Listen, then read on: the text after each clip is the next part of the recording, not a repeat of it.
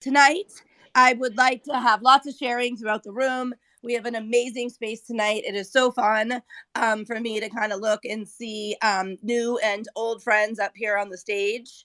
And it's also really fun for me to see folks here in the space where, we all kind of learn things together and are now going strong in the industries, both leveraging, previous skills and experience, and also all the new benefits that blockchain technology holds for us. So tonight, we're gonna talk about NFTs and entertainment. This is a hot topic for lots of reasons. One being from a studio perspective, that there is concern over really like the whole kind of monetization model changing. IP rights, ease of entry, the ability that blockchain and Web3 brings to maybe even like skip over the it's okay if you don't know someone. So we'll get into all of that, and I want to hear all the benefits and the cool stuff everybody's doing.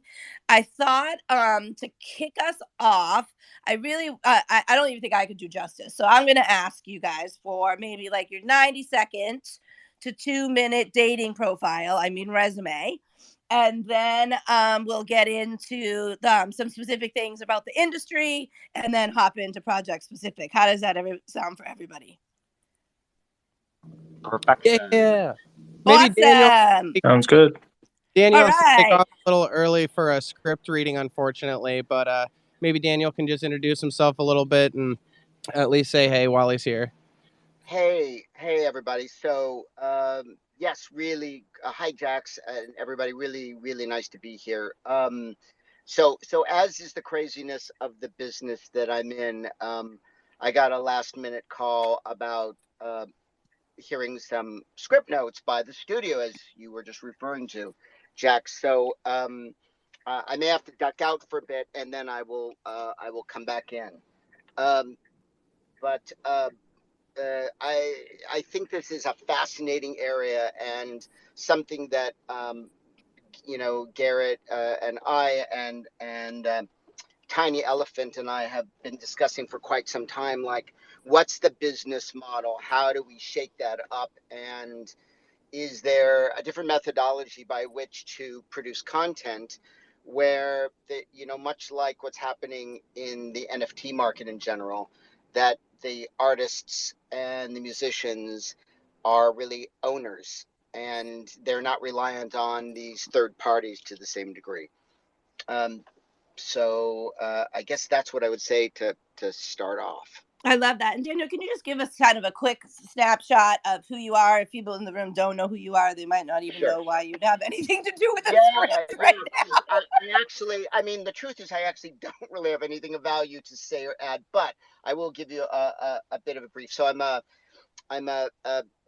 film and television director and producer who's been working in um, television mostly for over 2 decades, and the last 10 years have been in sort of premium television, HBO and Hulu and Apple, etc., and um, doing sort of, some small artsy projects and other things as sort of as big as Game of Thrones, Jack Ryan, um, um, Leftovers, Better Call Saul, The Americans, to give you some idea of the kind of things that I'm drawn to and interested in producing and directing. And um, I've been a bit preoccupied lately with this idea of wanting to do more, create more content independently outside of the studio system.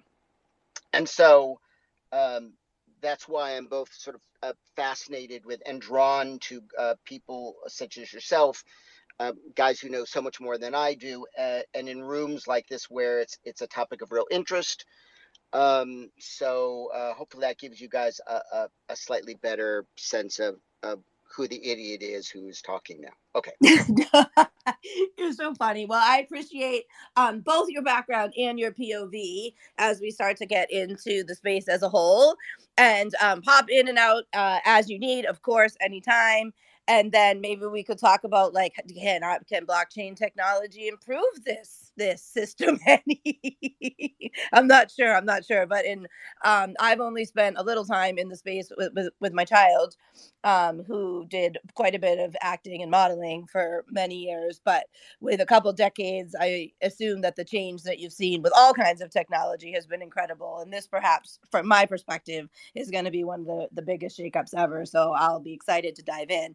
Thanks, Daniel. Robert, did you want to kick us off and tell us a little bit about yourself? Sure. It's an honor to be here. I wrote 4 books on technology, which came out of interviewing thousands of entrepreneurs with a little cell phone. I pioneered using cell phones for streaming media. That got me a job at Microsoft um, as a strategist, and on and on. The last 2 books were about augmented reality and spatial computing. So that's where I've been focusing the last few years of my life on, and really understanding what Apple's about to come out with next year. I love that. I love that. And is there anything in particular that you feel is like strongly going to like make the movement, or what's going to kind of be next, even though we haven't started? I feel like it's always next, but we don't even get anything and it's what's next, right? That's true. When you go through paradigm shifts at the platform level open up opportunities up above. Uber and Instagram could not have existed until the iPhone shipped, and it was interesting that the iPhone shipped, and then 2 years later we see those two, along with a group of other apps that companies that are really important. This new age we're heading into is an experiential age. It's one where we're going to go to 3D football games. Unity showed me that. We're going to go to new kinds of concerts. Not just broadcast in Dolby Atmos, but be 3D where you can walk around the stage. You're going to see new kinds of education that's experiential, much more like a classroom than a flat, book or a website, and on and on. So a lot of opportunities for this industry coming.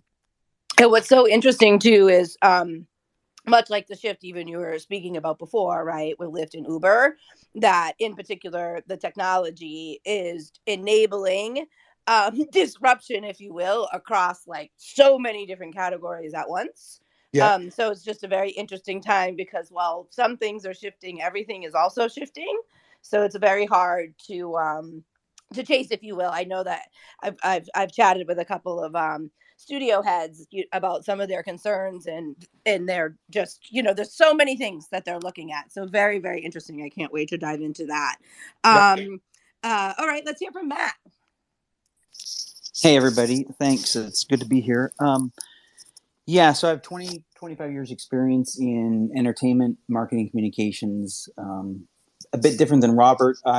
We always have to know bleeding edge, but I look at how we can use technologies that still have some wear in them to get us where we need to go. But a lot like Robert, I love the platform aspect and how we need to drive all that forward. So a lot of my time as a producer is spent mitigating the stories we get involved with and making sure we stay on point, which for me is story, character, and the teams that build them, because we have to answer to the audiences, whatever we do.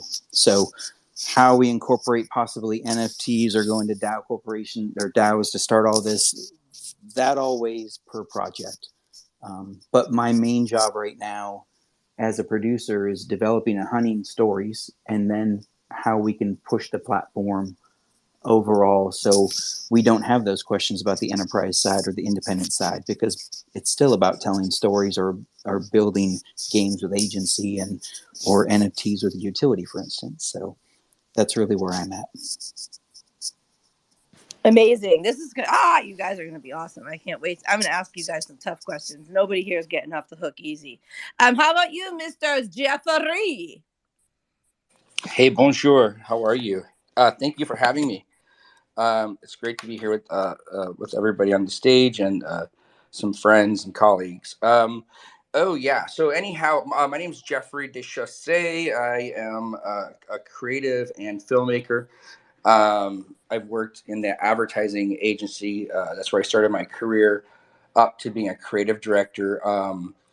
And worked on all different brands. And then after leaving the agency side, I started as a director and creative director, and I worked for brands like Apple and Facebook and Lexus. Well, now Meta, and I just mostly write and direct and strategize because I come from the agency side. And then yeah, I'm a filmmaker as well, so I'm all about story, right? That's for me is just the how to use the tools to tell story, engagement, things like that. So, I started with a lot of people in this room in the NFT space from the very beginning, understanding blockchain, and, took the time, to take the time to learn about blockchain specifically. And, now I don't know, I'm really heavily into the metaverse. I lead a project with many of the people in this room that are part of it into the metaverse. We're creating a whole NFT project that involves IP that goes everything from gamification to into cinema and or television. So, for me, it's just been an incredible learning experience, and just taking my 20 plus years in the business of working for brands and being a filmmaker, is now just what are these tools to help me tell stories and how I can engage the audience and have them feel something and enjoy the experience and get lost. And I'm interested in many aspects in regards to fashion, cinema, and also in like mental health and healthcare. So so for me, I just want to figure out ways to kind of use these tools, as a creative. So thank you for having me. I hope I didn't ramble. No, that was fab tab. And interesting to your storytelling, right? That there originally was a quote metaverse, right, division at Disney, and now it's called next generation storytelling. So I think the aspect, and that's something about one of the other projects I'm working on, right, that I love so much, is that bringing these tabletop role-playing games to the blockchain, now being able to like have another means of storytelling, which is incredible. So it's been a week. I'm like really tired. We also had a launch. We launched the Bastard Baboons this week, and that was on Thursday, and then I was at the music festival all weekend, and then I just got home. So it's been like I don't even know what happened. Right? I think I haven't been awake for a long time, but it's been completely amazing. So thank you. And Triple, I'd love to hear a little bit from you, and then we're going to kick off with some hard hitting questions here. All right. Hi, everyone. Thanks for having me. Triple here, Triple Dreamers. I am an architect in the real world and started my firm in 2015. I do custom residential in California. Recently got into the metaverse, designing metaverse spaces in November, December of last year. So I create custom environments for clients, and I create metaverses on spec, I guess, trying to sell those in a collection. I have a PFP project that is sold out that has metaverse utility, and that's about it.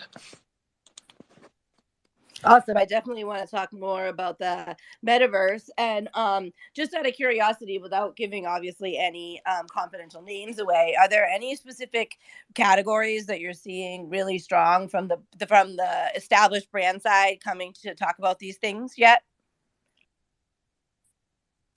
Established brands in architecture? Yeah, for metaverse. Coming to the metaverse? Yes. Yeah, so far there's been a few retail clients that are in the works right now that are noteworthy, but not super surprising to me.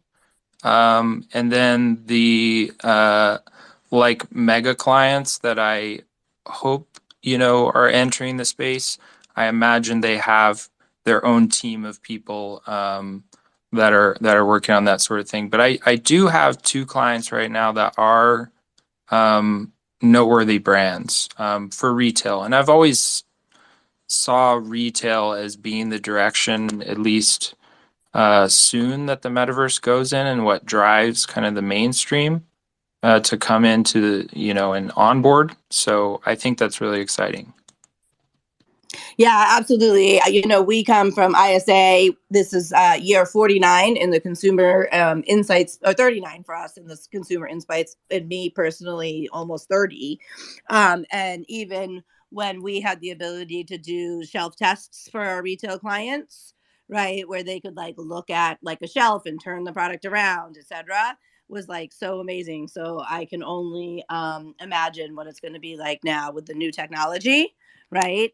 I remember the first time we got like our survey program to actually be able to rotate a product so people could see all sides of it, and how exciting that was. And it's still like quite honestly a janky experience. So I think this is going to improve things as well.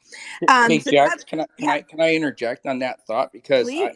I agree retail, but I believe augmented reality is going to come into play in retail first, and just because we're seeing it just happen now. It's race streaming. There's a competition between a lot of the social channels in regards to how they're going to use AR. But I think when it comes to retail, you think about, how you can use your phone to walk through a grocery store and get to all the items right away and have a mapping system in front of you. Now that's going to go to glasses. Obviously, we're all waiting for that. I look at the size of the VR glasses or goggles right now. I feel like I'm strapping like a Cadillac to my head, But I think the goal is when you get to the glasses, they're going to be delicate and sensitive, and they will allow you to kind of like have a nice correlation with the world in front of you. You can be able to use it smoothly. So I believe retail is gonna be huge. You can be able to see a dress I on. totally Yeah, agree that like AR fashion. is Yeah. the future. I think that should be included in the umbrella of like the open metaverse. And it will still require, 3D designers. I imagine the possibilities for even brick and mortar stores to kind of, boost some life back into this dying kind of breed, right? By building out their store in a really interesting way. But think about how much you're not going to have to carry a product on hand. You're going to have somebody come in, maybe try on one dress, and it'll be augmented, and then it'll just ship from wherever it'll come. I mean, we're so used to buying product without even trying it on physically. So I'm just really curious of what those environments are going to look like. I love more social interactions. So I don't know. I love how people get together and like enjoy a space like a central village. And I think if AR can kind of keep people out in the world, and it's kind of an easier transition into the metaverse. Go Well, ahead. here's how it could play out. I watched the WWDC with the CEO of a company called Sync Reality, and after the keynotes were over, he scanned my house, my living room, and then he ran a fashion show, and the people who were walking in the fashion show were walking on my floor, right? So you're going to start seeing new kinds of shopping experiences like that, where fashion just walks by you in a show. We're I we're know that heading I into wish that we were. experiential. Oh, go We're ahead. heading into an experiential age. This is what people really have to grab their head around. The opportunities here are extraordinary. That Apple's about to release the most expensive product of all time, and they've been working on this for 10 years. Mhm. What I find is interesting, and I wish, talking about fashion, and then I'm going to switch gears a little bit, but I know there's like one very, very special person in this audience, or even with us today, who just recently was wedding dress shopping, and I know how much I would have enjoyed to be part of that. And where I wasn't able to physically be there. So early on, I have no idea what happened to this project, that there was a project, and what I had to do was I scanned my body, like you put on like like leggings and a tank top, like fitted clothes, and then you like scan, like they had a little app, you scanned your body, so that then they created an avatar that was like to your body measurements, so that it was an Italian fashion brand, and then you could go in and like try it on your avatar that was built to your body. It was so, and they're not here anymore, so I'm not sure what happened, but you know, from a conceptual point, that's like, you know, super relevant. And so we're talking about, you know, like fashion, and different spaces, and with throughout in the industry of entertainment, which I agree includes all of these things. Like, what purpose or utility do you think like NFTs specifically, and or, you know, the future of metaverse are really going to serve in the industry as like a benefit? And conversely, if you think that there's anything that's going to be an obstacle, love to hear that as well. Yeah, so you bring up some good thoughts, and the previous thoughts on just the overall metaverse are insane, right? It's massively big, but a lot of it is how do we put a framework around that? And so the framework around entertainment would be, with the blockchain or NFTs, this type of provenance has been trying to be dealt with, well, probably since the start of film, right? But in 2000, there was a big push digitally with Film Bazaar and a couple other sites trying to digitally transform and control rights, IT management, all that. And they had a basic system down with others, but the studios always have their way. Moving forward now, digital transformation has pushed everybody from COVID back of house. You would not believe how far behind Hollywood is until COVID, because the unions or the individuals or the executives would be fighting these platforms. And now, with the likes of Entertainment Partners and their solid solutions and others coming in to provide value in production management, but to get everybody on board with that, now when you move forward with just independence or enterprise, you're going to see more people getting into it. But it's the ecosystem again. Until the ecosystem decides to do it, it's not going to go far, right? So for me, blockchain or NFTs and control, whether it is a single film and a single rights management, there's a lot of people playing in that realm right now, right? But they're all starting their own platforms as well. So again, it gets the framework for me. I'm still seeking and trying to find how we're going to manage or get through this next 1 year, 24 months, how long until we come to some similar paths or similar platforms to work off of. Yeah, that is the question, right? What does that timing definitely look like? And so we've talked about, you know, some of these benefits with like funding and rights. I know that things like membership and or access, different things related to fandom, even collectibles, right, that come off films. What are some other areas where you think we're going to see some disruption? Well, for the entertainment side, I can keep talking, but Yeah, no, absolutely. Decentralized Pictures is doing with Roman Coppola. I've liked him since he came out with his directorial debut, CQ, in like '99 or whatever. But he's taken his dad's footsteps, trying to be, coming up his own way, and they put this package together. But others are trying this too.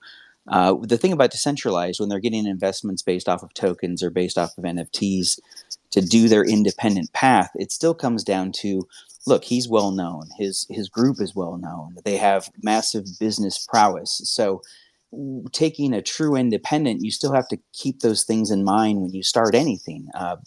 Does your organization have what it takes to get the word out just by who you are, or how do you build that? And I see right now a lot of people pushing their own NFTs or NFTs on the back of an independent film. But somewhere there has to be a core strength, either or a knowledge that if it doesn't make it right now, that's okay. That's still learning. That's still iteration. Like, not to be dismayed by a failure, because you're still learning if you don't have that brand name. I mean, Reese Witherspoon can drop an NFT and everybody's going to pay attention. But what about an indie filmmaker who just got into the scene from Minneapolis? I mean, so an NFT is not going to solve his or her problems or their problems. This is Jeffrey. No, I agree.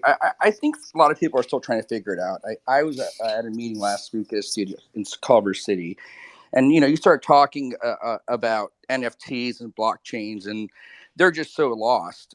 They're just so far behind in catching up. Right? People don't even understand like what smart contracts are and how the whole back end infrastructure. But what I think is going to happen is we're going to come into a time of acquisitions where a lot of the smaller companies who understand are a little bit ahead are going to be brought up by the bigger companies.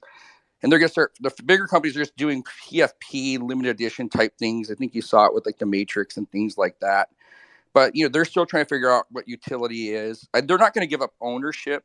Okay. I think if we're, as for independent filmmakers, maybe raising, you know, having equity with, you know, with having, you know, proof of equity and understanding like where the spending is and how if you're in a project, I think that's what the blockchain is good about. But the studios, I think, are going to try to do it from an IP standpoint. And, you know, I think, you know, we're going to get to the point where, you know, you know, you go to a red carpet opening and they're going to have NFTs in the bags, right? You go to an opening for a limited edition movie and you'll have a POAP where you get some kind of digital asset you get to bring home with you. I think they're going to all get there, but right now it's very early, but it's exciting because they're all curious about it. Okay. They're extremely curious about it. So, you know, I just try to follow some of the companies that are kind of in that space. We see it happening with some of the Disney incubators that happen and their AR and their VR. So everybody's curious, but I think they're learning. You know, I think it takes a while. That's kind of the good news. If you have if you're a little ahead of the game, it's a good time. Like my question is And the timing, right? Because if you look at the streaming wars, how long did Netflix exist streaming films before the studios came on board? Like 10, 15 years? Seriously. So I don't know how fast they're going to move, but maybe they learned their lesson. Maybe they should move faster, quicker. I think blockchain is way more complex than streaming, you know, just because it depends if they're going to start getting their own tokens and what blockchain, and you're talking about, you know, monetization and all that kind of stuff. But you're right. It's a good example, Derby, right? Once Netflix became very successful, everybody wanted to get there, but then, you know, Netflix outspent themselves. But, you know, it's a very good example of kind of like, you know, being the leader is usually the thing that people are afraid to do. But, you know, we'll see who does it first. And with that, Netflix did provide a solution to consumers' need, and then they built into a broader market. So with NFTs and film, what is the consumer or the viewer, the audience's need with that NFT? If it's a natural fit for on the independent side, that's great, and that's why the enterprise has been holding off a bit. Yes, they've been playing, even with Spider-Man and, like you said, the Matrix, but they're not going to jump in heavily unless there's probably 100 million more people being able to access it if they wanted to. And it's a time spend. Any NFT at this point, even for Spider-Man, took a bit of time to get lined up to get one, right? When you buy your ticket. So it took effort, and it's a redirection of effort then. And so then I'm dividing my day. What do I want to put effort into? So that's more the ecosystem again, ease of use. Can I ask you a question and kind of bounced off of that? Because Sure. are we going to become like here's the thing. If I get this helicopter. Oh wait, I got somebody cops over me. I think they're coming down. I forgot to tell you, Tiny. I gotta go flush the drugs. Give me a second. Yeah, hands up. Real quick. No, but the thing is this, is like, if the NFL, I'm going to go to the NFL and then we'll talk about the entertainment industry. Now, first of all, the NFL is kind of one big corporation, but if they decide to hop on their own token, they can cut out the banks and kind of create, you know, more percentage of profit. The question is, do they go to, I don't know if we're going to become a tokenized society. There's too many goddamn tokens, but the question is, if there's some kind of unification within the industry, then they can kick out the banks and make more profit, because they're all about money, right? They're just there's only like whenever I think of DAOs, I typically immediately feel like there has to be like just a really simple but like direct idea, because it, you know, when you deal with voting and finances, it can be really crazy thing to set up. But you know, if you're a film studio and you have people putting money in saying, hey, you know, like, what do you guys actually want to watch? You know, maybe there's a balance between allowing people to basically say what they want, you know what I mean, and help direct what does or doesn't come out of the studio, you know. So those are the most, like, that to me seems like a reasonable idea. It is hard though when you start scaling it up and you look at Netflix. No, you're like, holy crap. But maybe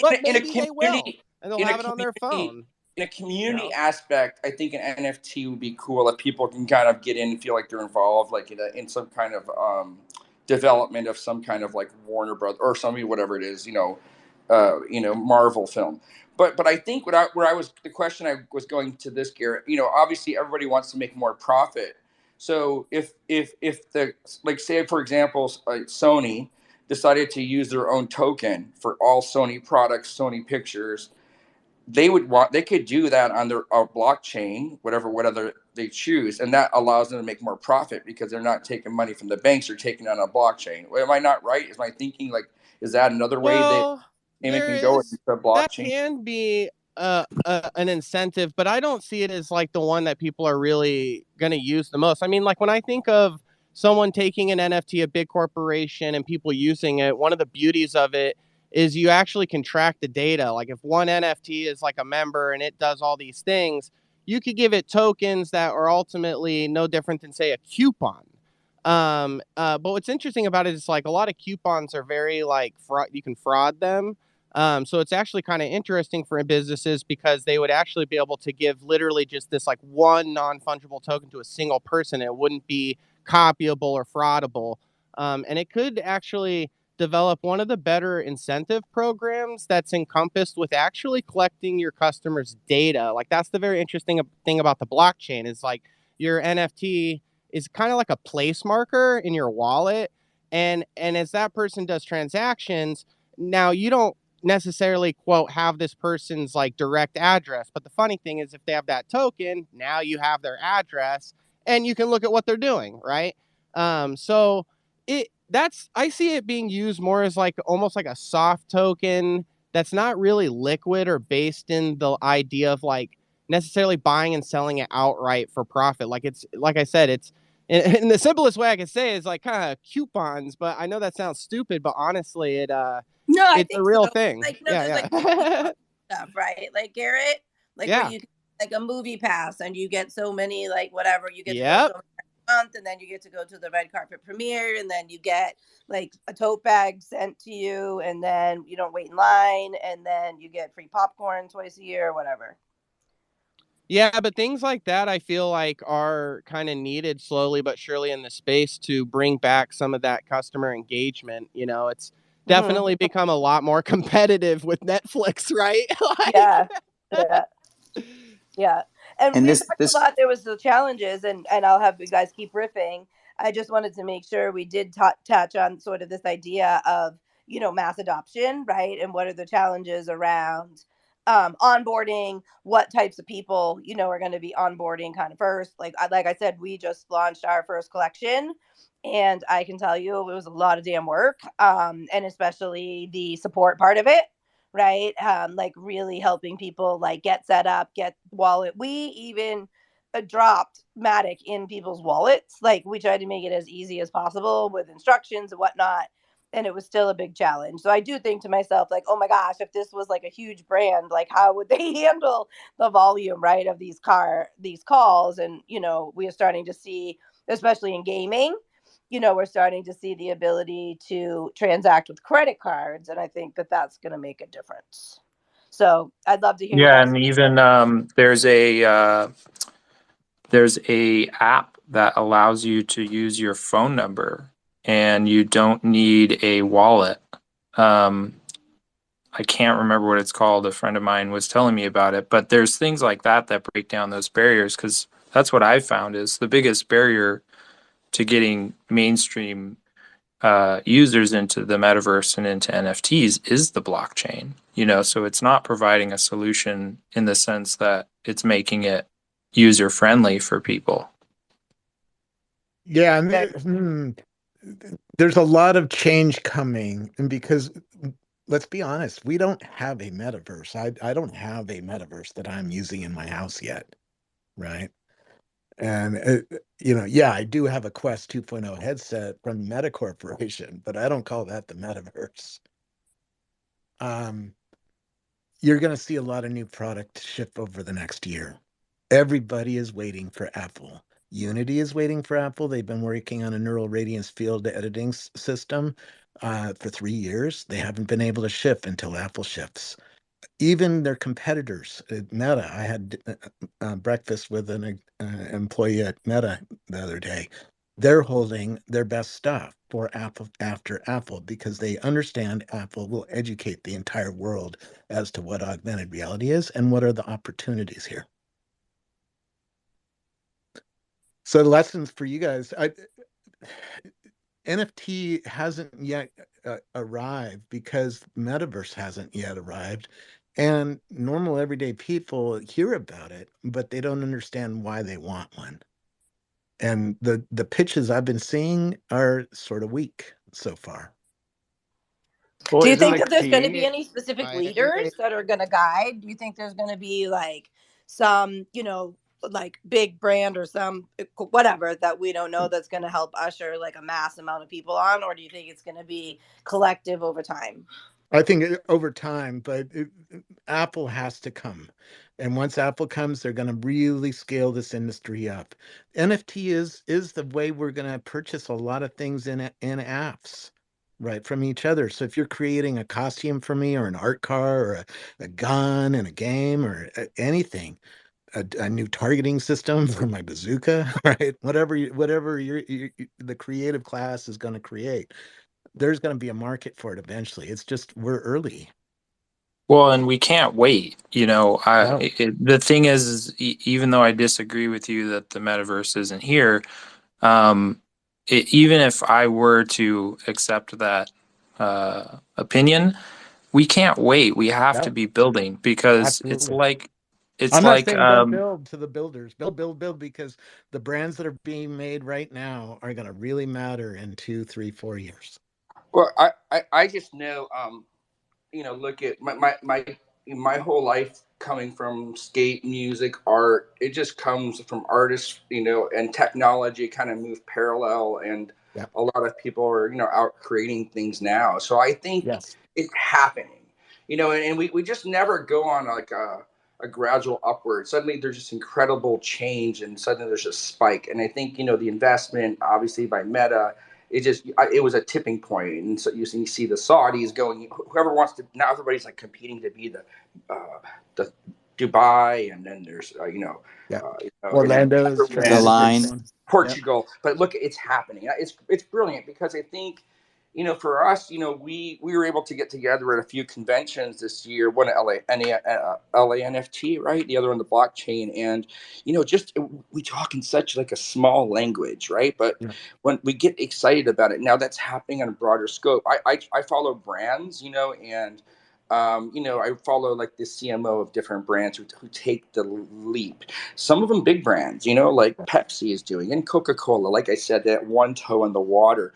They cannot go into a proof of work situation because they'll just get called out. Nor do we want them to, right? We want them to, bring it to the masses, and it will be in these like limited shows and limited drops.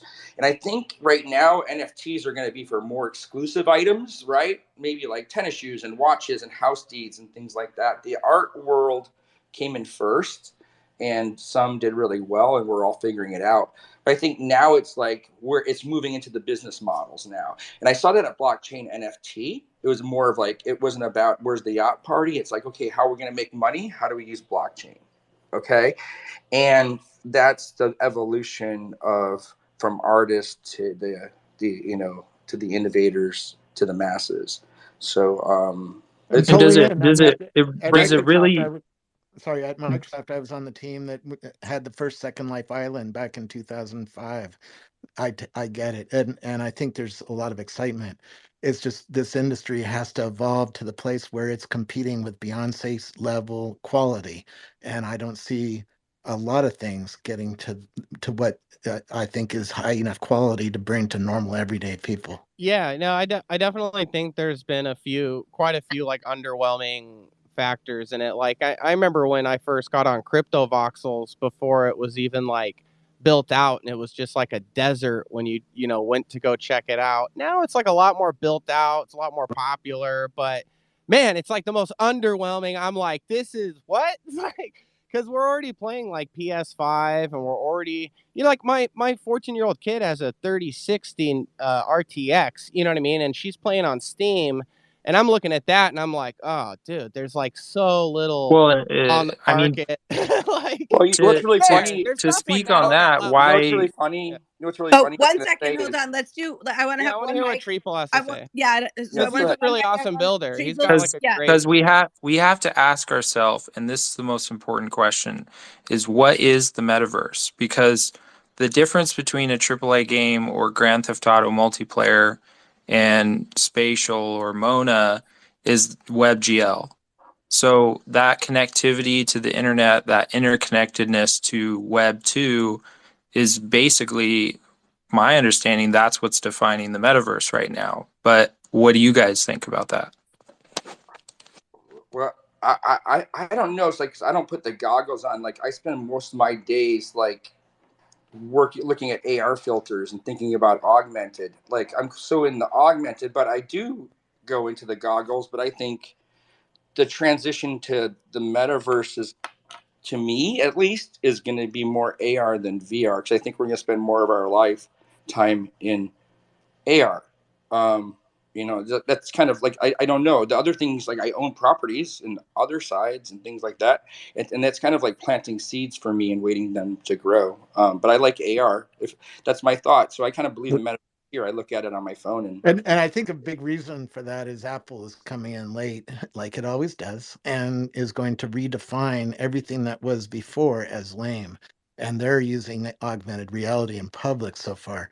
We believe they're going to switch to a new term like synthetic reality or synthesized reality, something like that, when they show off the headset. But the first headset But is they're still going to be technically. limited. There's not going to be the poly count. There's not going to be the render quality that you see in a AAA game. It's not going to have the graphics Mm, card. It's not even mm. possible. Yeah, Not, no, I not, love no, what no, no, Triple's hold saying. on, hold on. I've been studying this for a bit, and I don't Cloud agree with you. GPU. I don't, I don't agree with you. First of all, Apple's GPU is running about twice what a Qualcomm GPU is, and the Quest 2 is now what, 4 years old technology? And so it's improved a bit since then.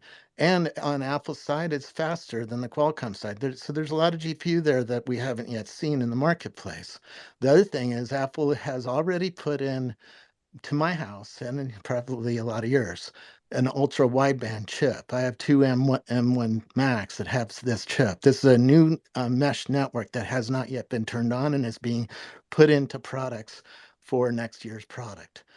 Right next to it is the M1 chip. 16.8% of that is neural net, which is not being used in my house at all. And I have two of them sitting here unused. Since when does a company spend $3 billion on semiconductor and not use it? It's coming for the product that's coming next year. So right there, you have a lot of new resources to do a lot of new things. Well, Like I that said, happened. Apple is spending a lot of fucking time on this product. They've been doing it for more than 10 years. This is a product that they've spent $40 billion building. Yeah, do you know if yeah, and they're tapping into like a cloud GPU style at some point? That's certainly there to be tapped into. Yeah. Because that to me seems like the pretty, like, you're talking about a network too, which would kind of bode the potential for that idea. But yeah, no, it just seems to me. I mean, there's only like one, oh man, I can't even remember the name of it right now. But there is one project that does some cloud GPU. It's on Solana.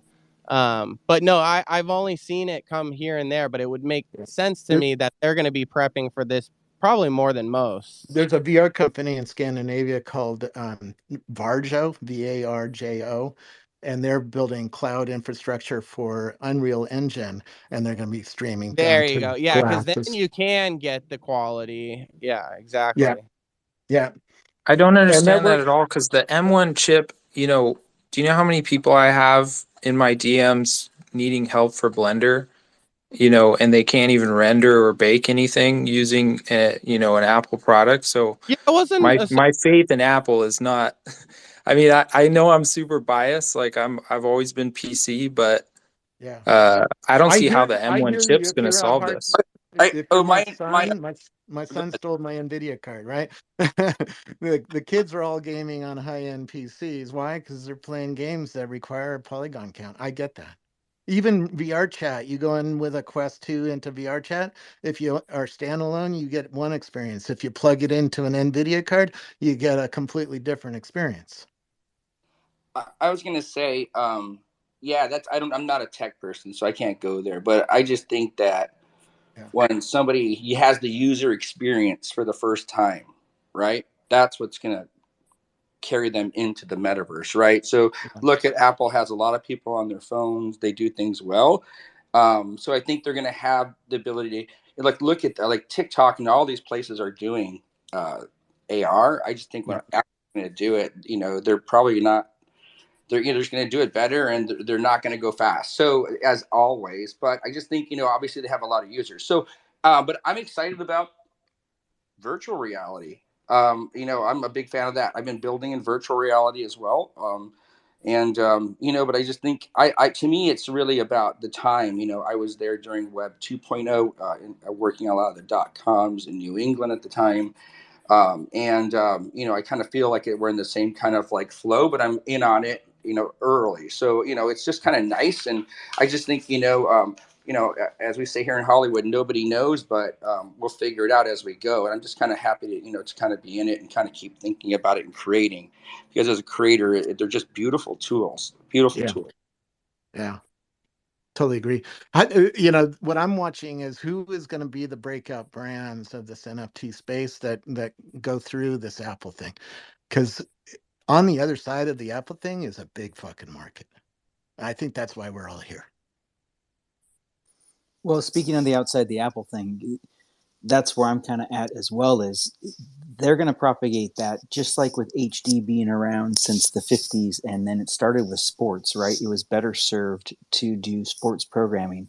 So, Yeah. like you're saying, this new goggles that they have is going to highlight sports first because that will get the people in. But then some others mentioned kids. I have a 13 and 14-year-old, and I can, we all know, look at them or look at younger. I've been easing out of flat content for years, and that's the reason because they are not like me. I mean, we share a lot of nuances. Of course, Stranger Things brings them back to old content, music wise, so they're still attached.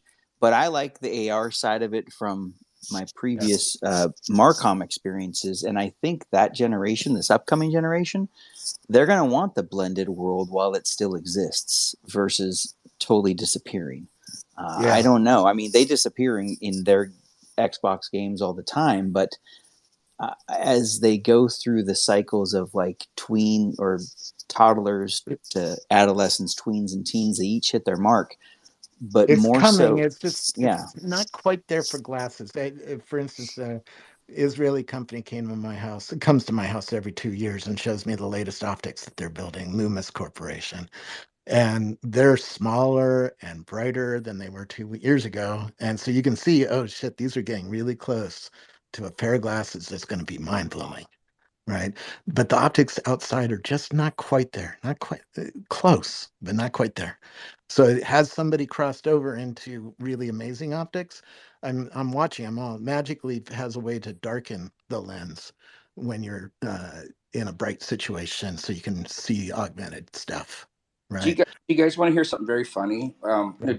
Got down the rabbit hole in augmented reality. It was started by the military, of course, and it's Yep. like from the 70s or 80s, really Like always. long time, right?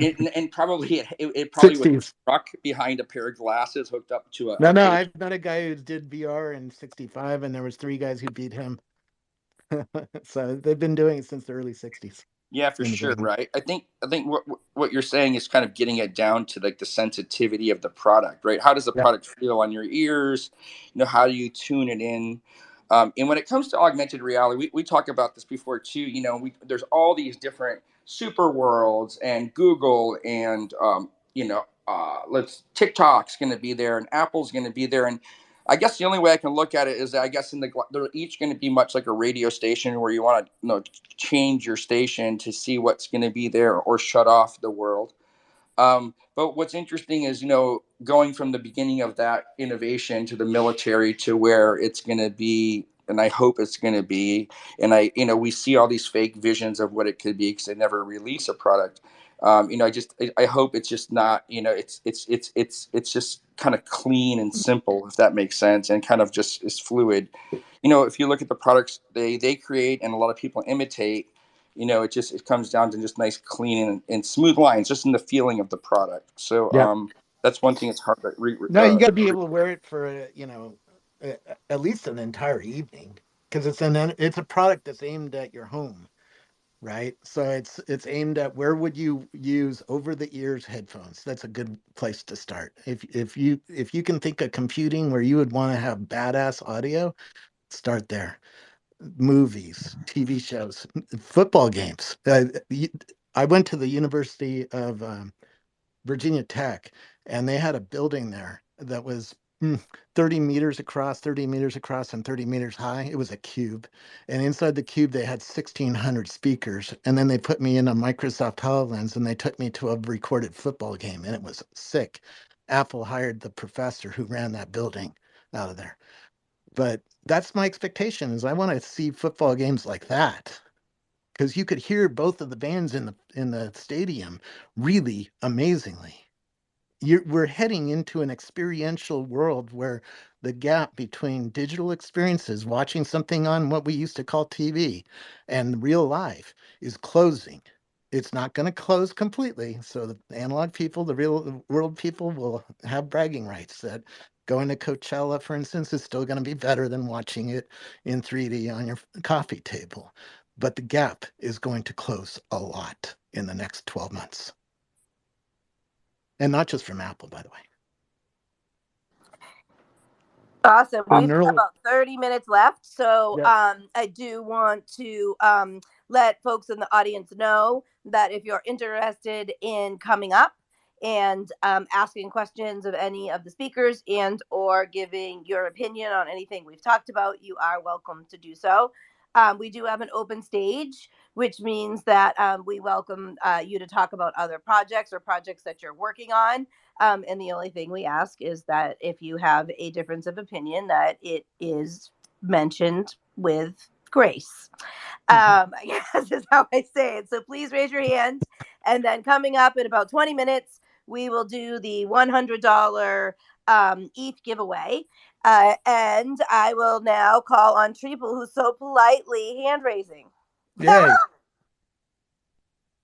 I actually have a question for Matt. So, I heard your background and everything, and I find the whole, streaming movement and the move away from, big Hollywood studios and stuff very interesting. Do you see any movement toward the metaverse, as far as even if it's just screening films and that sort of thing? Because I did a giveaway a while ago where I opened it up to film 3 people. I had a really hard time getting submissions, but I did get some amazing submissions. And the experience of watching a short film in these metaverse theaters, I think, is really cool even now. What do you think on that? And do you see any movement in that direction? Well, that's an interesting topic, because that is exactly what I'm working on, and have other friends working on the platform side of that and the capture side. But coming from a traditional background, goggles only go so far, right? And then what do you do with the people? Like when you buy it for a family, you buy it for an individual, there's certain things that one group likes to do. I'm kind of a lean back guy. I've built games in the past, but I'm not much of a gamer. So how do we bring the lean back experience into the environment of VR? And then you have to remember the powers that be that did 3D and said it, when Katzenberg said this is the end, it's the all encompassing that. And that was before Quibi, of course. I would say a few $100 million, if not close to $500 million was spent on hardware to gear up for this 3D revolution. Cinematic 3D in goggles is amazing. It's the best place for it. But when Hollywood gets out of something, they just drop everything and run, right? So there's been no money to support creators in that space. I work with a creator named Kristen Gorlitz. I would consider her a showrunner, but she's an independent. And we're producing a couple shows right now to proof of concept and to grow those spaces. But at the same time, she went with these high-level 3D guys and started buying all their throwaway gear. And I'm not technical in that realm, but I could name you all the names of the Hollywood gear that is, 500 grand, 800 grand that she gets for pennies on the dollar. And by doing this, it has allowed her to make a collective where she can start framing up getting this gear to other people. But what comes before that? Writing for these spaces. So it always comes back to story and writing. Eve Weston has a great course to teach not interactive, but metaverse writing, if you will, and branch narratives and stuff. And she's down at Chapman, but she's also readily available for conversations on Twitter and LinkedIn and such. So again, it's the ecosystem building that up. Short form is better. And what surprises me about these AR goggles in NFL, and we can go back to that, but if you can watch something for an hour and a half, God bless you, because that's why everything has to be short in VR still, right? No matter what. So that's on the short film or series side of it. And we're trying to create series out of this, some romantic comedy stuff, but also the platform for other makers to put their stuff on. Again, grassroots. Then there's the volumetric capture guys like 4D Fun and VoluCap out of Berlin and Metastages, of course, that all have their own models and platforms of what they're doing. 4D the Derby one can talk on this more as well, but they're launching a space for this type of product in VR. But it will be short form, I think, and it will be more on the YouTube-ification of VR, where you can look at different people in their arts and crafts of if they're a magician or if they're a musician and all these different things in their realm. But they're capturing that now, right? And then we have to wait for the bandwidth, of course, to get that through. So my point being, there has to be more than just games on VR to make it work. I personally love I think it's called Wander, which allows me to visit my wife right now, who's back in law school in the Philippines. So I can go to our home there and I can check things out and wander around myself. Different than going into VR chat rooms, I can do it independently. So that has value to me. But a lot of what's in the goggles doesn't have value to me. So hopefully for people handicapped who can't get out, or just say people who have mobility issues who can't get out of the house, more flat content for them that gives that spatial, like watching a higher level product in their home. Unity showed me a few things they're coming out with next year, one of which lets you cut your kitchen in half. The other half is your kitchen, and I can see you walking around your kitchen, and then you can walk out of your kitchen into my kitchen and maybe play a blackjack game together or learn how to cook together or something like that. Yeah. So so again, that's on the lean inside, and which is awesome. And we're still, because some mindsets, and again, I go after not the cutting edge, but there's this whole generation. My parents are both deceased, but 60 to 80, that still there's a lot of room for TV watching. Entertaining then. Yep. Yeah, TV watching in a different space, and they have hearing problems and they have vision problems. I've been telling a lot of people in the AR VR industry, a lot of people are going to buy this headset just to watch 2D TV, and it's like going to piss you off. Because the TVs are going to be sick in this thing. They're going to be virtualized and huge. And they're going to be many K. Right? Many K, I love it. Yeah. I mean, what do we get natively? And then what do we get when we virtualize the screen all the way across your wall? Is it 32K? I don't know. Something pretty high. We also have Hexadized, who joined us up here on stage. So I'd like to give you a chance to introduce yourself and contribute. Yeah, so I kind of wanted to add in on this topic. So, because like you were just saying, Robert, the resolution, everything that we're going to see is just going to be fanatic. By the way, I am Hexadized, so this is recorded and people don't know. So, but yeah, the quality is just so much better. And just to give from what I'm using as my example when I look at where are we going to go with this space, how is this thing's going to happen? And you mentioned the elderly crowd, which is the generations above me. So my father has hearing aids, and those hearing aids, the moment he could connect his hearing aids, whether it was to his television or to his phone, so that they weren't just standalone, just making the world around him, but he could have that direct connection to what it is that he wanted. he now watches most of his movies on his phone. He doesn't even go to the television. Do they connect to the television? Sure.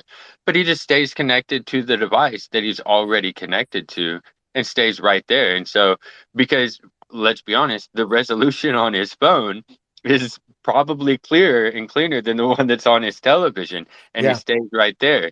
And these glasses, these goggles, where we're going with these things, that's, we've got the hearing.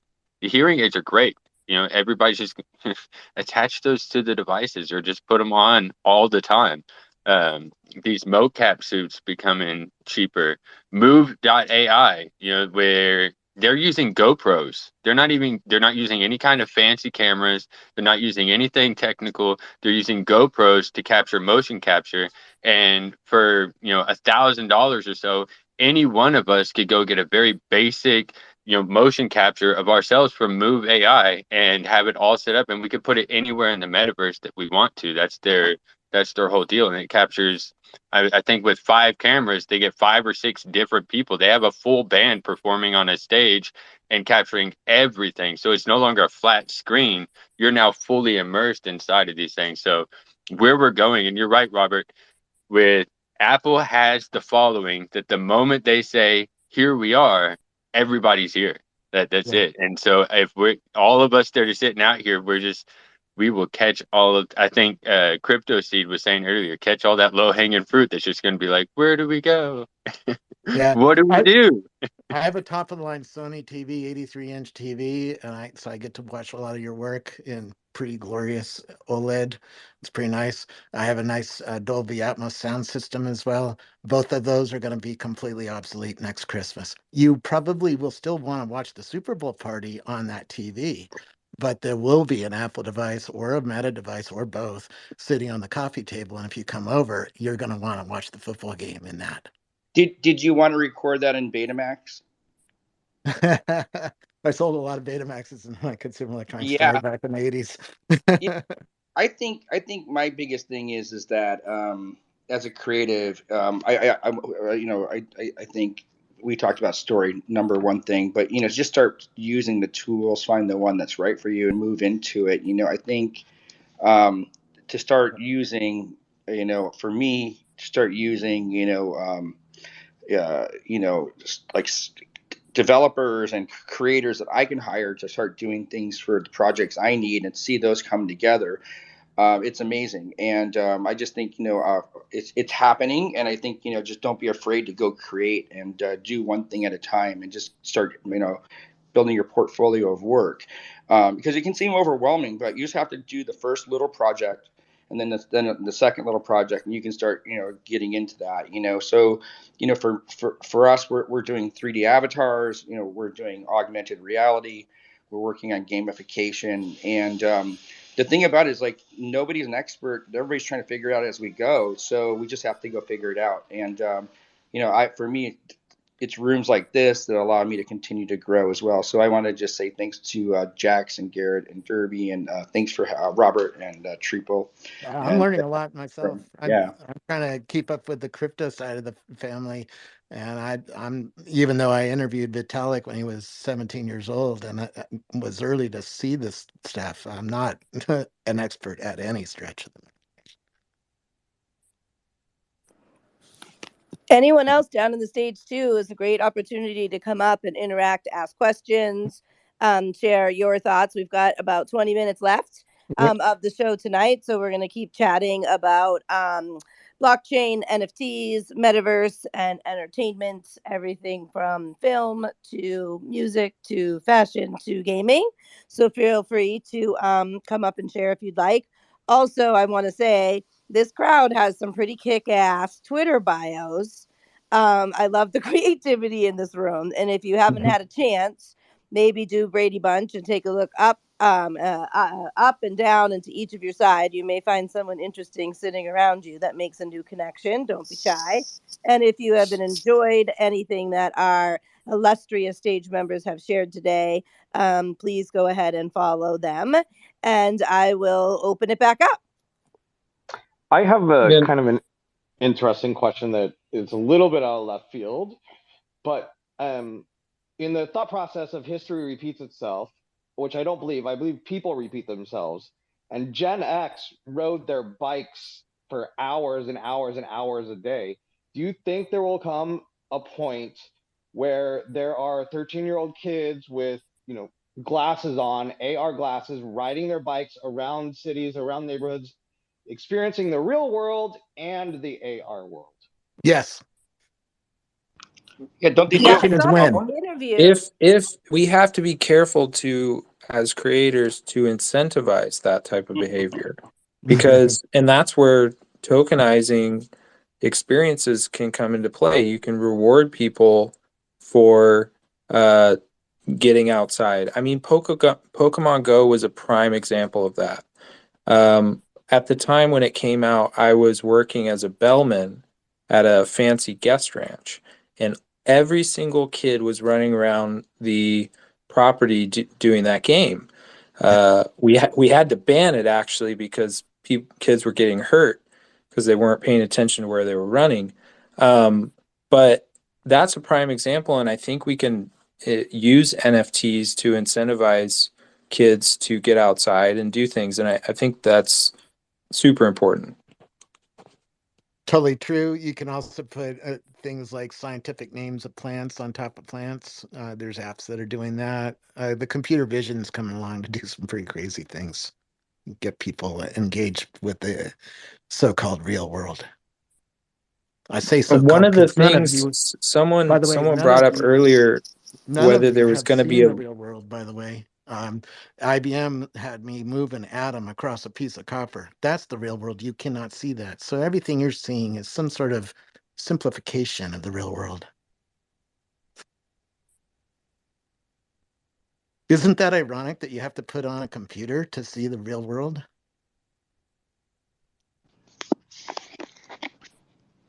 Do I you I all think think you that have there's going to. to be like who or what is going to be the leaders? And it sounds like it's going to maybe come from the technology side, but I'd like to hear. Is there some yeah, expectation of I some was going to brand mention that will that. be the leader of like the revolution? I that because a lot of people tell me, they say, well, like what should I invest in, what metaverse is going to win out, that sort of thing. Or people will say, oh, well, as soon as Epic Games or Rockstar does a metaverse, then they're just going to crush everyone else.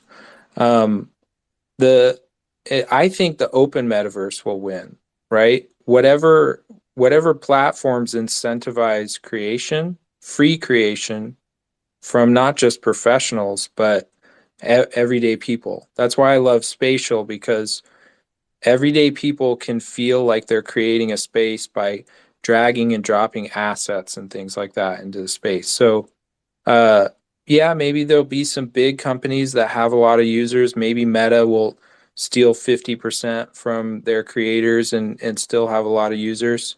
But I think the open sort of blockchain, decentralized platforms are going to be the where the cool kids are.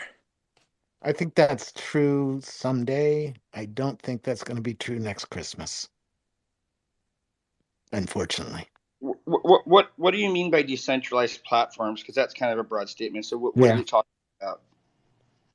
So platforms that are dependent on the blockchain, right? But they're decentralized in the sense, not in the blockchain word, but they're decentralized in the sense that they don't answer to like shareholders when they make decisions for the, like if Epic Games were to produce a metaverse, there's no way they would allow me to create environments there, and I sure as heck couldn't use their assets or do anything, monetize, make my own money Somebody using their will. platform. Somebody will. Somebody at some cool company will open up their assets and say, hey, go to town, and do it in a really unique way and get a lot of credit for it. Why wouldn't a company do that? At Microsoft, we started a webpage called Channel 9. We let people say Microsoft sucks right on the homepage. And that was a revolutionary idea 15 years ago. Almost got fired for it. I, But I, but it happened. It got a lot of users because yeah, of that. You're talking about open sourcing everything, right? Yeah, I mean, DAO, the organization structure is one way to look at decentralization. I usually look at it from a technology standpoint, which is VCs and investors don't want you to use Amazon Web Services if you don't have to. If you can do it, store the assets in a decentralized way, and share them among the users, then you don't need to go to cloud computing services so often. That's where I usually think about decentralized. True, I agree. I also look at it a little bit differently. I look at well, you can go to the very bottom, go to Qualcomm and Nvidia because they're going to be the engines beneath the iceberg. But above line, I'm really a big believer in Ethereum, of course, and I just think a lot of businesses are being built on top of that. I was going to do some work for Consensus this year. I did, interviewed for a position there, and they're just onboarding, you name it. They're onboarding all of the football clubs in England. They're onboarding a lot of big businesses onto Ethereum. I think the proof of stake is going to be a big deal. Like we talked about before, a lot of people are going to be held accountable for their businesses being on anything of proof of work. So, I just think as we get greener and with Intel's chips coming out and Moore's laws as we go forward, I just think really the bottom end, people who are going to be computing all this is really kind of like I think there's more of a conservative play in Web3, but I guess the degen conservative would be Ethereum, and obviously there's others, but I'm a big fan of Ethereum. I feel in the blockchain world. I don't know. I mean, I don't know, Garrett and Derby, your thoughts too. I'm curious what you guys think, and Jax. Well, if they pull off, the merge, then I'll become more of a believer in Ethereum. I always thought that they had some vulnerabilities, but I don't think the next leading blockchains are anybody that's going to overtake them. Solana might be closest, but I personally have a lot of problems with Solana too.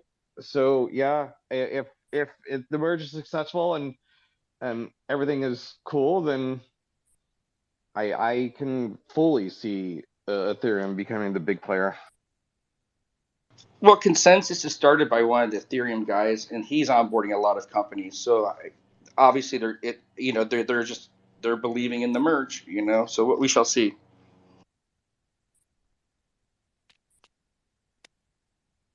Believe in the merge. That should be their like statement. Just like make the hashtag believe in the merge. Believe the merge. Maybe some we should make it dark short like that, Tiny. Believe in the merge. We can It's a all wear great tagline. Air Jordans and drink the Kool-Aid the day of the merge. We haven't Right? talked much about rights because Apple just Yes, I thought we would announced. hear a lot more. I want to hear your perspective. Yeah, for Yeah, sure. Apple just bought the Pac-10 sporting rights to the TV, which includes volumetric, by the way. Oh my. So they're buying these things for the headsets. That's why I'm saying Apple has a lot of power still to play to the market. And the market still does want to go to football games and wants to go to concerts. Amazon Music is planning Dolby Atmos concerts for next summer for some reason. Oh, they already know what's coming. And we haven't yet seen a coalition go to real war over the TV rights because there's just not that kind of business yet in the Web3. Will there be someday? Mm-hmm. Not today, but in the next decade for sure. It won't involve the Pac-10 though. I mean, the Pac-10. Look at it; they only bought it because it was so cheap. I mean, it hasn't been the Pac-10 since I was a little boy, and now it is again. So everything's retro. Tim Cook went to Duke and sat behind me at a basketball game. He's into sports. He knows his sports. Duke is the #1 TV college football and basketball team, and he's on the board. He's Yeah, and also on the board of the National Football Association. the So he Pac-10. understands what draws people's attention to things, which is sort of what we're talking about here, right? How do we get crowds of people to come to our piece of the metaverse, our little shack that we're going to build? Yeah, and they'll use the Pac-10 as a test because its market is absolutely in the tank. I mean, I'm I'm a college football fan, but with that said, they have the ability, like when Amazon bought certain sporting rights, right? They're buying the cheapest low-lying fruit to make it work, to see what they can do with it. Yeah. They're buying more than the cheapest ones. They're buying others as well. He's on the board of directors of National Football Association, and that's sports is a big part of the headset that he's going to push, that he's going to have next year. So, this is what I'm saying. You're competing with sport, and then you're on the other street of the metaverse. You're competing against concerts, and then on the other side of the street, you're competing against all the creatives that is on this call. People are building movies and TV shows and things. It's a Well, lot of and mainly competition. but that's why Hollywood hasn't jumped in. They have flat content. They're growing some other content. Only the independent players are trying to make viable storylines that fit into that realm, and then And that also can might pay for be themselves. that might be enough to make yourself a big play, right? Go from zero to billionaire and kicks even. Well, even you take Quibi for instance. Yeah. They started too soon. If they would have just held off and waited, because it was the wrong platform of itself, it was the wrong delivery, it was the wrong a lot of things, but the content was not wrong. It was the business behind it and the people involved. They just started out like a rocket ship on the wrong. Timing People is forget a it. hard thing to figure out. I see we have someone else that's joined us on stage, Come on up. Gavin. Gavin, thanks for coming up. We'd love to hear from you. Well, I don't have anything quite yet, but I'm happy to be up here and just kind of getting into the jive of it, and like what you all are flowing with. Nice. Well, welcome. Welcome. Your Twitter bio is fascinating, Gavin, by the way. I found it out. Thank you. Yep. I told you I was going through the bios and I was like laughing. And I love it, right? It's just, let's not take ourselves so seriously. So it's fantastic. So we've talked a lot about uses of the technology. We've talked a lot about the connection, with the metaverse and NFTs. We've kind of tossed around different ideas of timing. We know that there's some, incredible technology that's basically going to help some leapfrog, right, into the area, may help with some mass adoption. As we get ready to close out, like, what would you say is the biggest disruption that maybe we have to, be careful of or watch out for? Ooh. Experiences at home after you scan your house, which sounds scary to a lot of people. I mean, there was a big uproar of Amazon buying the little iRobot company that does a vacuum because they're going to scan your house all of a sudden. Wait until you see the Apple device and how deeply it's going to scan your house. But once you do that, you can have mind-blowing experiences in your home, right? Everything from a mini golf game on your kitchen floor to a full-on movie that you're walking around and the movie is talking to you and handing you things. I've already had that experience with Edward Saatchi and Fable Studios with Wolves in the Walls. It was early. Yeah, Wolves in the Walls was awesome, but the thing is, and I use that as a PTSD event, that you can get through some of those issues of like having this digital friend, right? But on the flip side with that, while all this technology is coming, I don't think everybody wants it. And they might be ready for it, but there's still, again, a lot of and I'm not saying Hollywood has the answer, but that stream of lean back is not going to go away. It has to find a different mechanism. Yeah. And in years, maybe in 5, 10, I would say 25 years, flat content will start to really wane off.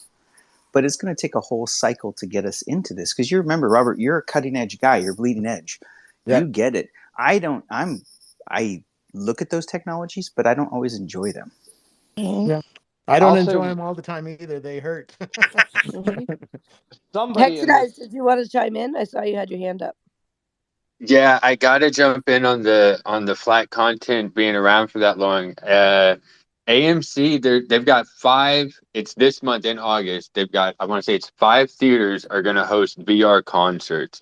So you're going to walk in, everybody in the theater is going to get a VR headset that they put on while they're sitting in their seat.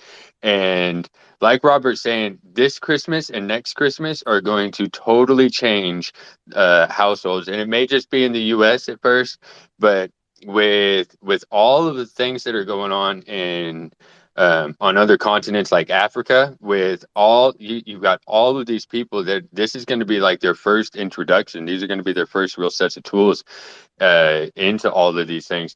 That yeah, I think Robert's right. That biggest thing is going to be the scanning of the house and having all of this just become so close to home. That's going to be the disruptor. All of our electronics, my refrigerator, it knows when something's starting to run low. So if I'm super lazy, I say I want to keep 2 gallons of milk in there, and then so as soon as that gallon comes out, boom, it sends the order into the next one. So then it just shows up on my doorstep. I don't even order my groceries anymore.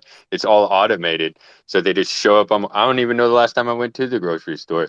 These are the disruptors that are just they've already started to take place, but we're really going to see it and we won't even notice. They're just going to, we'll be like the frogs in the frying pan.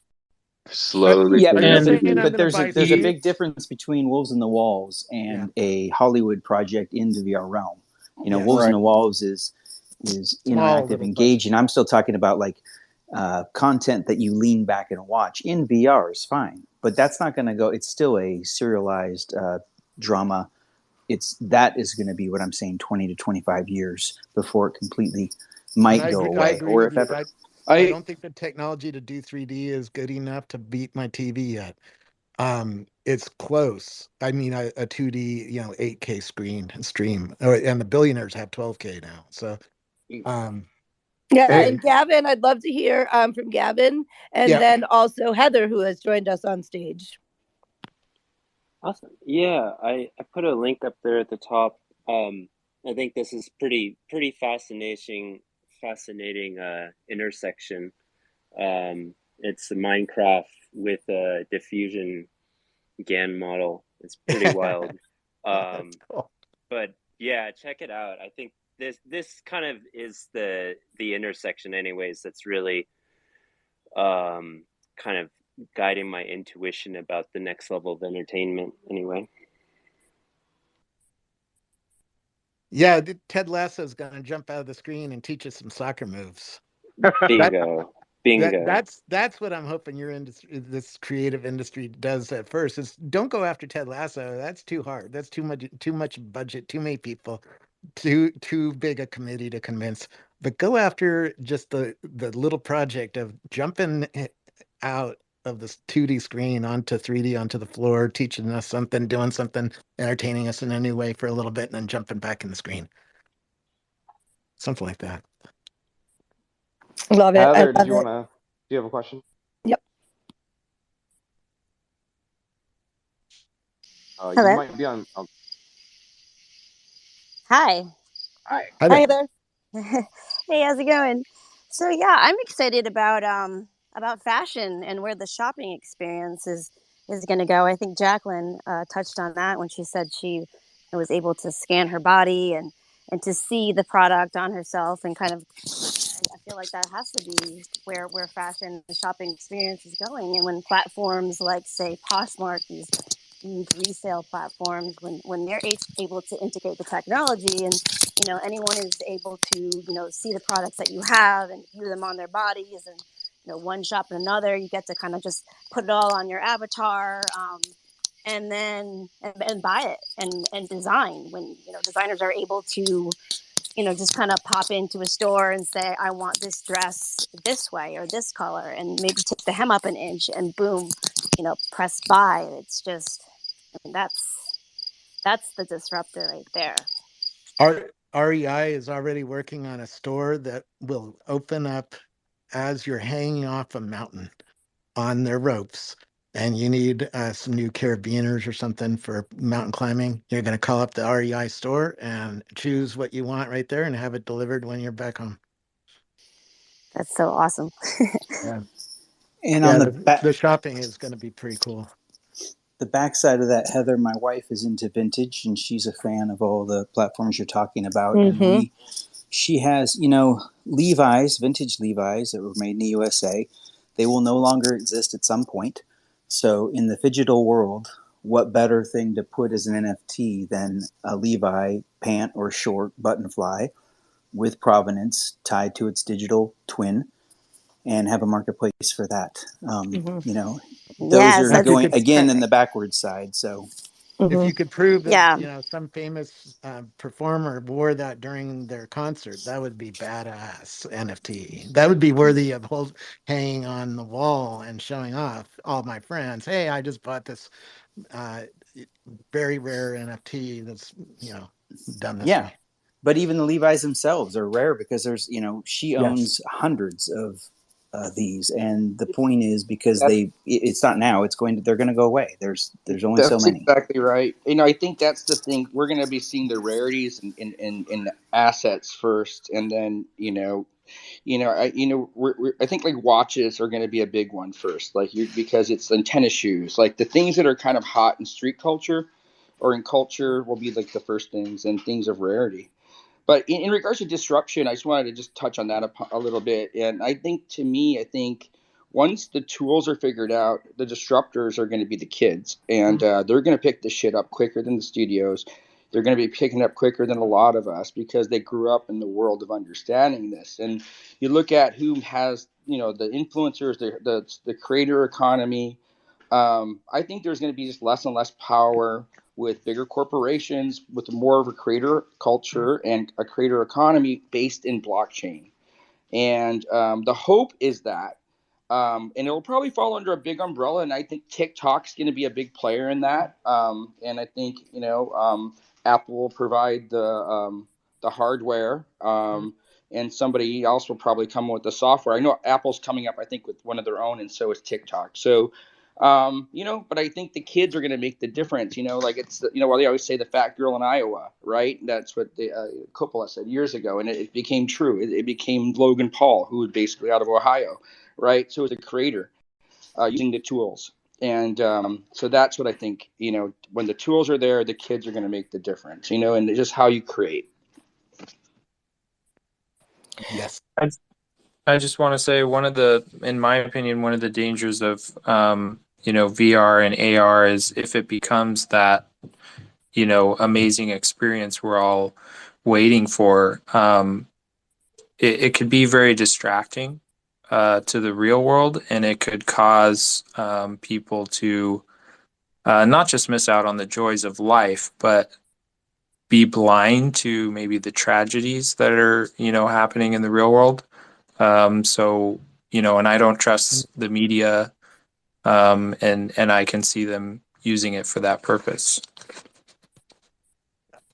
What's coming is neural radiance field viewers, and the stuff that's coming online with NVIDIA and neural radiance fields and other companies that are going to ship next year. It's pretty mind blowing. So you start thinking about our Home Depot just burned down 2 months ago. How many cars were in the parking lot from a certain Tesla company? Three in the parking lot.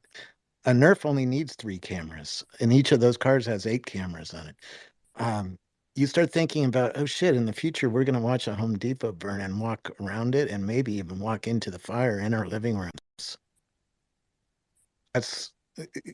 It's going to be open for you to have a lot of human experience. Whether you seek that out, that's another problem.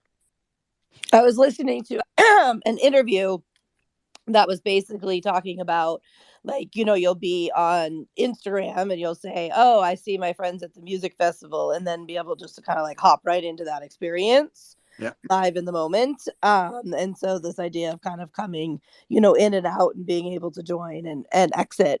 So I do know we're coming up on time. I want to make sure that I give everybody an opportunity to kind of close up with any thought they would like, or talk about anything specific that they love or that they're working on. We could go another 8 hours if you want. So, well, we are in luck because We definitely could. this is our topic for the next several weeks, is focused on NFT and entertainment, and we're going to be covering all aspects of it. And we welcome back, of course, everybody. We're excited to hear from perspective, and we will be doing the same. We'll chat with our speakers for the week, and then we'll open it up to the audience. And we're excited to continue to grow the space. We've been really lucky to have such like incredible conversations, and thanks to all of you. I often lose my voice. It's like my new thing, but it's okay. So before we close up, even though we're a little over time, any final thought? Oh, do we want to do the giveaway? Is that what you were telling me, Garrett? Yeah. And while you're figuring out the giveaway, everybody should watch the NVIDIA keynote at SIGGRAPH this morning. It was pretty well done. Okay. A lot of AI stuff, a lot of stuff that has impact on the conversations we've been talking about. Awesome. While we're getting ready for the giveaway, I want to give this one last thought. Something that really stuck out to me. Someone in the space during the conversation said the general public needs to figure out why they want an NFT. That's not going to work. I think it's going to be when they need an NFT. That's the key. To get in a concert or a movie or an art show or some sort of party. Yeah, to get into any, like nightclub. Whatever it means. It may be beyond tickets. It might be something we don't even know exists yet. But yeah, I think tickets are the obvious first step. Well, maybe for the next time you host this space, I'd be curious to hear people's thoughts on exclusivity. It's something that's been coming up a lot for, within the circles I've been running in, and kind of the nature of Are you pro or con? Well, it's that it's kind of a yin yang sort of thing. It's that like you need it to, maintain a sense of coherency within your community. Otherwise, you kind of get washed out with, the flood of just randomness. So then you try and build up kind of the scarcity of your space and to maintain like the vibe, quote unquote. And so, when we're talking about this NFT thing, so you have access to some kind of concert, this place, et cetera, et cetera. But what's kind of people's intuition about, how exclusive should something be versus, how accessible should it be? I bet if whoever owns the Beatles rights, I think it's Sony or something like that, if they announced we're going to do the White Album as an NFT and there's only going to be 1,000 of them, they would sell within seconds. The exclusivity adds to the value of it, right? It adds to the urgency of it. It's like buying Who tickets back in even concerts. I went to the Who in 1979. I had to wait in line overnight to buy the tickets because they were scarce. Right? Yeah. It's definitely has that's what makes something valuable, of course. And then the question becomes, who has the privilege to that access sort of thing. And as we become, enter more and more into the digital realm, like should these things become more and more ubiquitous and accessible? Yes. And there will be a place for free experiences too. I mean, having digital experiences, concerts sponsored by Coca-Cola or somebody makes total sense to me. So that would be a free thing. Then can that concert have a whole series of collectibles out of the concert? Like, could you buy the pick that they used? Sure, there are people who pay for that. Have you ever met a Taylor Swift fan? They'll die for things like that.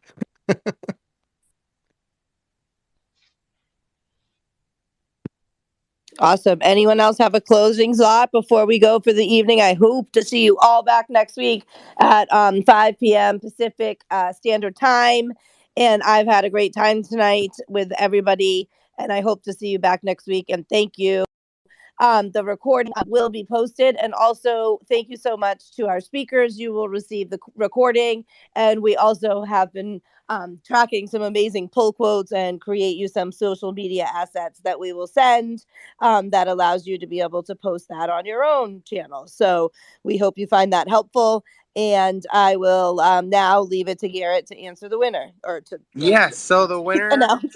of the $100 in ETH tonight is T. Farish, a photographer. So I'm gonna go ahead and send you a message. If you want to send me your ETH address, I'll get that out to you very quickly. I love that. I love that. And so people know it's worth it. I know we went over and it was valuable content, but there was a couple people that prior, but they had left. So congratulations. You made it all the way to the end of the show. Yep. You got all those last nuggets of wisdom and some ETH. So I love it. Thank you guys so much. You have an amazing night. Yep. Thank you. So thank you. I thought you said, hey, Jax. I was like, hey. What? No, thank you so much. I can't wait to follow this path. It'll be fun. We should do a reunion show in 12 months and see where this is at, huh? Like a little time capsule. That's actually great. Somebody put it on the blockchain to keep us All right. Take care, everyone. Have a good night. Nice human out. Thanks, everybody.